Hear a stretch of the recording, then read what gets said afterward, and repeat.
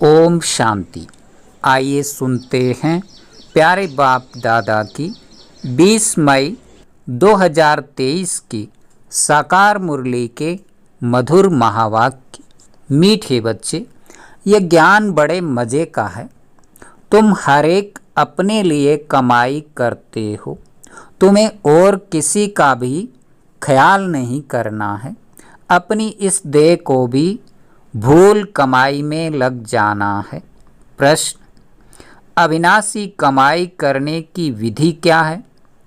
इस कमाई से वंचित कौन रह जाता है? उत्तर: यह अविनाशी कमाई करने के लिए रात को व अमृत वेले जागकर बाप को याद करते रहो। विचार सागर मंथन करो। कमाई में कभी उबासी या नींद नहीं आती। तुम चलते फिरते भी बाप की याद में रहो तो हर सेकंड कमाई है। तुम्हें इंडिपेंडेंट अपने लिए कमाई करनी है। जो उस विनाशी कमाई के लोभ में ज़्यादा जाते वह इस कमाई से वंचित हो जाते हैं। गीत बजा है, जाग सजनिया जाग। ओम शांति। बच्चों ने गीत सुना, बुद्धि में बैठा। साजन कहो या बाप कहो, उनको पतियों का पति क्यों कहा जाता है? अंग्रेजी में ब्राइड्स भी कहते हैं, साजन को ब्राइड ग्रूम कहते हैं। वह निराकारी साजन या साकारी साजन की कोई बात नहीं। निराकारी साजन को भी सजनी जरूर चाहिए, नहीं तो निराकार साजन भी सजनी बिगर रचना कैसे रचे। बच्चे जानते हैं कि वह निराकार किस सजनी द्वारा रचना रचते हैं। वह परम पिता परमात्मा इसमें प्रवेश कर सभी को जगा रहे हैं। बरोबर नवयुग अर्थात सतयुग सचखंड में जाने लिए हम यहाँ आए हैं। पुराना युग कहा जाता है कलयुग को, तो तुम बच्चों को अनुभव हो रहा है। हम यहाँ आए हैं ज्ञान सागर के पास रिफ्रेश होने के लिए, सम्मुख धारणा के लिए। बच्चों को सम्मुख जितना मज़ा आता है उतना सेंटर्स पर नहीं। तुम बच्चे सम्मुख हो और सेंटर्स वाले दूर हैं। यह बच्चों को समझाया है कि हर एक आत्मा रथी है और परमपिता परमात्मा इस तन में रथी है। उनको कहा जाता है परमपिता परम आत्मा है, तो आत्मा ना, वह सदैव परे ते परे रहने वाला है। भगवान को जब याद करते हैं तो जरूर नज़र ऊपर ही जाएगी। ओ परमपिता परमात्मा रहम करो। सभी को पता है कि वह ऊपर रहने वाला है। बाप अपने मुकर्रर किए हुए रथ में आए हैं। कहते हैं, मैं कल्प कल्प इसमें रथी हूँ, क्योंकि इस ब्रह्मा रथ द्वारा ब्राह्मण कुल स्थापन करता हूँ। अगर श्री कृष्ण के तन में आए तो फिर देवी कुल हो जाए, सतयुग हो जाए। श्री कृष्ण का शरीर सतयुग में होता है। बच्चे समझते हैं हमको बेहद का बाप बैठ तीनों कालों का ज्ञान दे त्रिकालदर्शी बना रहे हैं। ड्रामा के आदि मध्य अंत का ज्ञान दे रहे हैं। जो घड़ी बीत चुकी वह हूबहू रिपीट होगी। जैसे लक्ष्मी नारायण का राज्य था, फिर रिपीट होगा। क्राइस्ट को भी अपना पार्ट रिपीट करना है, फिर उस ही नाम रूप देश काल में आने वाले हैं। बाप कहते हैं, मैं भी अपना निराकार रूप बदलकर साकार रूप में आया हूँ। जरूर मनुष्य तन में आएगा, तब तो सुनाएगा। शास्त्रों में तो कच्छ अवतार लिख दिया है। सर्वव्यापी के ज्ञान से समझते हैं कि वह सब में प्रवेश करता है। अब बाप स्वयं कहते हैं, सजनिया, मैं आया हूँ तुमको जगाने, नई दुनिया स्थापन करने। जो सतयुग था वह फिर रिपीट होगा। अब नवयुग आने वाला है। दुनिया समझती है नवयुग आने में 40,000 वर्ष पड़े हैं। यह मनुष्यों की बड़ी भूल है। अभी बच्चे निश्चय बुद्धि हो गए हैं। दुनिया वालों के लिए जरूर नया ज्ञान है। सतयुग में देवी देवता होंगे और धर्मों का पता भी नहीं रहेगा। अभी और सब पुराने धर्म हैं। नया देवी देवता धर्म गुम हो गया है। फिर अब उस नए धर्म की स्थापना होती है। देवताओं के कुछ न कुछ चित्र हैं। समझते हैं सतयुग में बरोबर राज्य करते थे। वहाँ तुमको ये पता नहीं रहेगा कि लक्ष्मी नारायण के बाद कोई राम का राज्य आने वाला है। जो कुछ होता जाएगा तुम देखते जाएंगे। फिर कहेंगे एडवर्ड दी फर्स्ट सेकंड। पीछे वालों को यह मालूम रहेगा कि फर्स्ट सेकंड एडवर्ड होकर गए हैं। आगे फिर कब होंगे यह नहीं जानेंगे। ड्रामा का पार्ट इमर्ज होता रहेगा। ड्रामा की नॉलेज बाबा ही समझाते हैं। वह भक्ति मार्ग की तीर्थ यात्रा बिल्कुल ही न्यारी है। यह ज्ञान बाप और वर्षे को याद करना। अभी तुम जानते हो सतयुग में इतना समय राज्य होगा। फिर त्रेता में राम सीता राज्य करेंगे।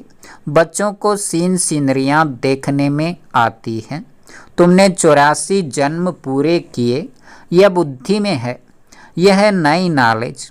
बाप कहते हैं मैं कल्प के संगम युग पर आता हूँ। इस संगम पर परमपिता परमात्मा रथी बना है। हम रथी आत्मा को वापस ले जाने। हम सब रथी हैं।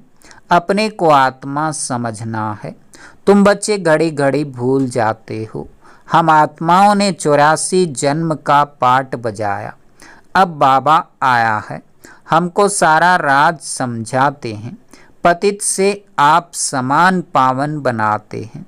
यह बेहद का एक ही बाप है जो बच्चों को आप समान बनाते हैं। लौकिक बाप कभी बच्चों को आप समान नहीं बनाते हैं।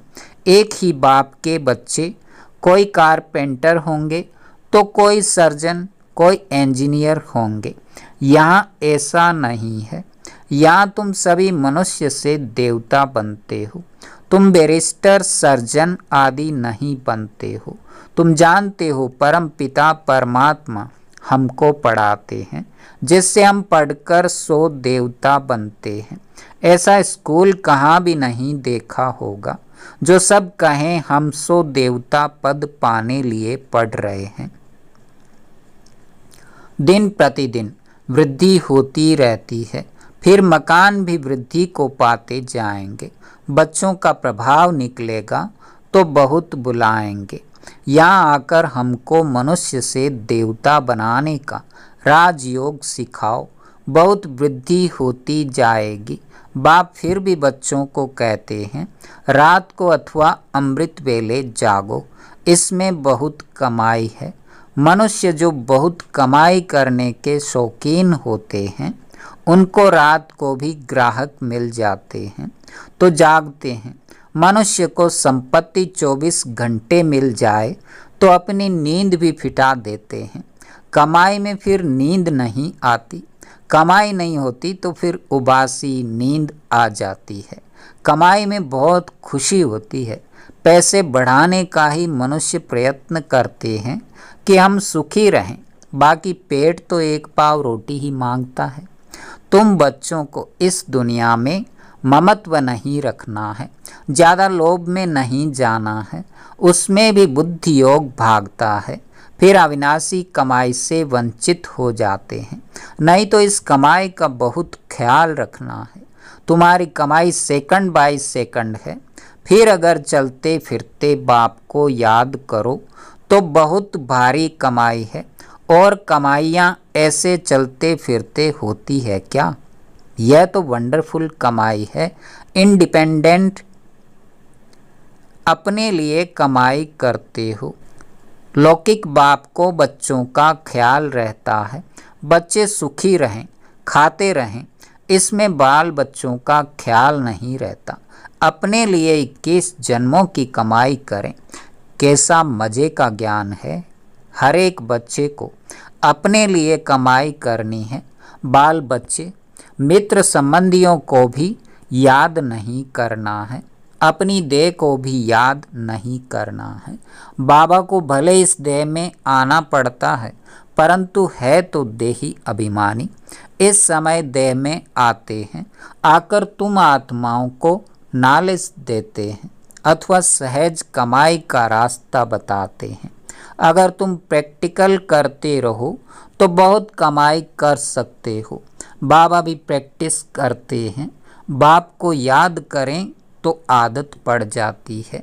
अपने को भूल शिव बाबा याद रहता है, क्योंकि शिव बाबा की इसमें प्रवेशता है।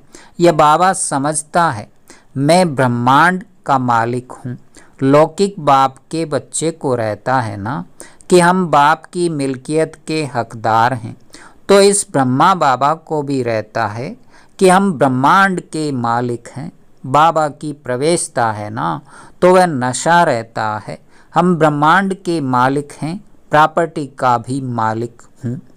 शिव बाबा खुद तो विश्व का मालिक नहीं बनते हैं। मैं ब्रह्मांड का मालिक तो विश्व का भी मालिक बनता हूँ। बाबा सिर्फ ब्रह्मांड का मालिक है, तुम भी विश्व के मालिक बनते हो ना। राजा चाहे प्रजा समझते हैं हम विश्व के मालिक हैं, जान गए हैं हम विश्व के मालिक हैं। यह समझने से भी खुशी का पारा चढ़ा रहेगा। गाया हुआ भी है, अतीन्द्रिय सुख पूछना हो तो गोपी वल्लभ के गोप गोपियों से पूछो। ऐसे नहीं कि गोपी वल्लभ से पूछो। वल्लभ बाप को कहा जाता है। वल्लभ बाप को तो विश्व के मालिक पने का सुख पाना नहीं है। बाप कितना ऊंचा उठाते हैं। ये ब्रह्मा कहते हैं मैं भी अपने को ब्रह्मांड का मालिक समझता हूँ। सारी दुनिया में यह कोई भी समझ नहीं सकते कि मैं ब्रह्मांड का मालिक हूँ। ऐसे नहीं कि ब्रह्म में लीन हो जाएंगे। कहाँ ब्रह्म में लीन होना, कहाँ ब्रह्मांड का मालिक बनना, बहुत फर्क है। तुम जानते हो बाबा हमको विश्व का मालिक बनाते हैं। खुद बाप कहते हैं जागो सजनिया, मैं हर एक बात तुमको नहीं समझाता हूँ। क्या तुम ब्रह्मांड के मालिक नहीं बने थे? फिर पाठ बजाया, अब फिर तुम ब्रह्मांड के मालिक बनते हो, फिर तुम विश्व के मालिक बनने वाले हो। यह याद स्थायी रखनी है। इसको कहा जाता है विचार सागर मंथन। इससे तुमको खुशी का पारा बहुत चढ़ेगा। यह तो निश्चय करना चाहिए कि यह हमारा बाप है। बाप के सिवाय ऐसी बातें कोई समझा न सके। दिल में नोट करना चाहिए। या नोट्स लेते हैं स्मृति में रखने के लिए, फिर ये काम नहीं आएंगे।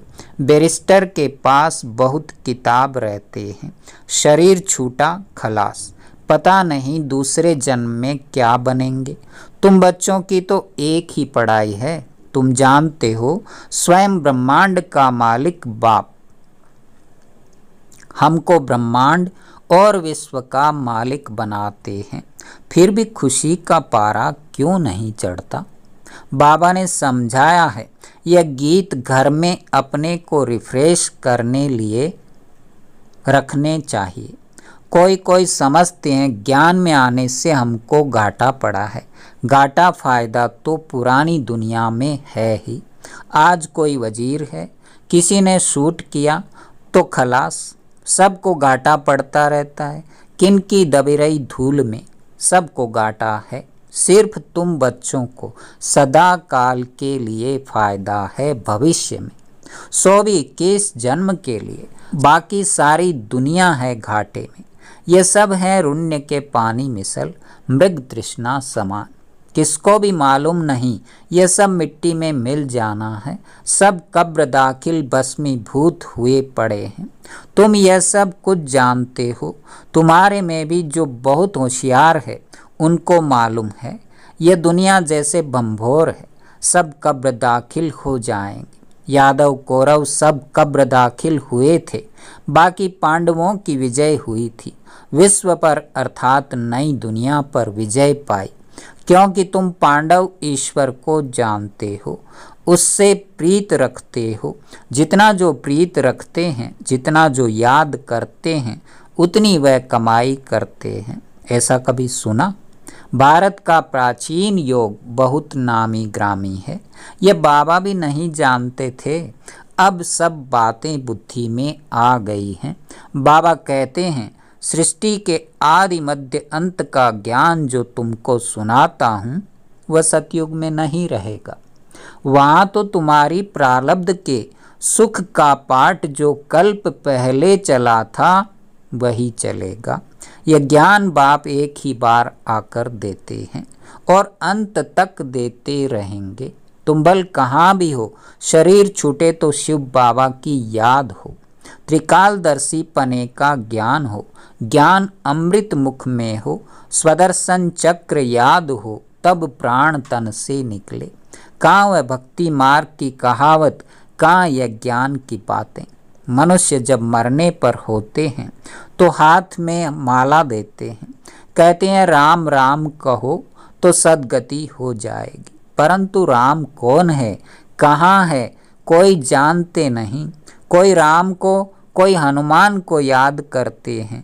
अनेकों को याद करना, इसको भक्ति कहा जाता है। अब तुम एक को ही याद करते हो, जो तुमको ज्ञान दे, तुम्हारी सद्गति करते हैं।